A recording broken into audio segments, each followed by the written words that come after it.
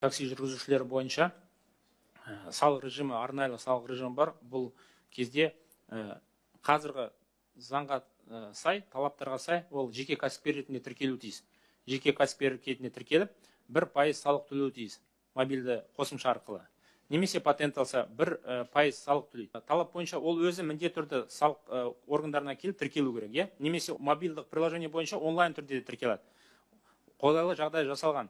Бірақ дегенмен де осы жаңа кодекс дейміз, жаңа талаптар дейміз ғой. Соның шеңберінде біз осы агенттік мынау рөлді арттыру керек деп санаймыз. Мысалы, операторды біз салық төлеуші ретінде қарауға сондай ұсыныс жатырмыз. Мысалы, егер таксист өзі оператор арқылы жұмыс жасайтын болса, ол салықты оператор ұстап, бюджетке аударса, біз оны сондай міндеттен босатуды қарастырып жатырмыз. Ол енді болашақ кодекстің нормалар болады деп ойлаймыз. Біз оны осы бизнеспен бәрімен талқылап жатырмыз. Қазіргі таңда қолайлы жағдай бар. Мобильді қосымша арқылы, патент арқылы тіркеліп, 1% салық төлеуге осы таксистер бойынша. Ал егер қазіргі таңда қызмет атқарып, қолма-қол ақша алатын болса, кейбір ондай жағдайлар бізге жиі келіп түсіп жатыр.